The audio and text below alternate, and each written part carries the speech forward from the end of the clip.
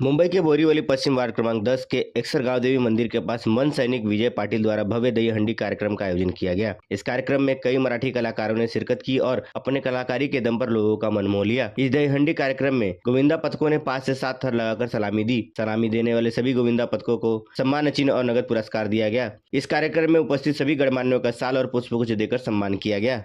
मला एकच म्हणायचं आहे की मराठी विषय जो राजसाहेबांनी घेतला त्यामुळे मी मनसेमध्ये आलो आणि मला खूप आवडला। पण माझी एकच इच्छा आहे, मराठी सण हे गणपती असो, दहीहंडी असो, नवरात्री असो, हे असेच गाजले पाहिजे आणि माझा सर्वात आवडता सण हा दहीहंडी आहे। त्यामुळे मी त्याची खूप जोरदार तयारी केली होती आणि प्रेक्षकांनी, माझ्या घरातल्यांनी, मित्रांनी सर्वांनी मला खूप साथ दिली आणि आज माझा हा रिझल्ट आहे। तर पावसात सुद्धा आपल्याकडे गोविंद पथक थर लावायला येतात आहे, त्यांना उत्साह आणि प्रोत्साहन कुठून मिळत आपल्याला असं वाटतं? त्यांना जो उत्साह आणि प्रोत्साहन देण्यासाठी मी आज काही लोक प्राइस खूप कमी होतं, मला तसं नाही करते। माझे जे गोविंद पथक आहेत त्यांना मी टी शर्ट देतो, त्यांना सर्व करतो। मला त्यांचा मुलापासून मला सर्व माहिती आहे की त्यांची कसं असतं त्यांना।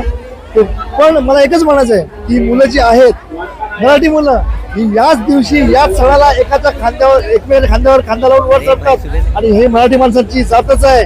हे प्रत्येक मराठी माणूस एकत्र येऊन मराठी माणूस पुढे जाणार आणि शिवसेना, उद्धव साहेबांची शिवसेना आणि राजसाहेबांची मनसे ही एकत्र आली तर हंडी ही फुटणारच।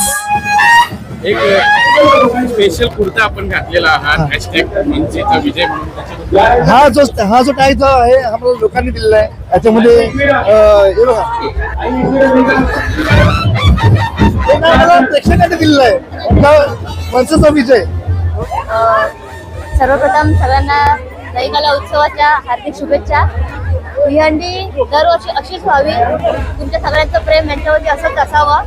विजय पाटील जे आतापर्यंत कार्य करतात आहेत, तुम्ही त्या कार्यांना प्रोत्साहन द्या, त्यांच्या पाठीशी उभे राहा, एवढीच विनंती।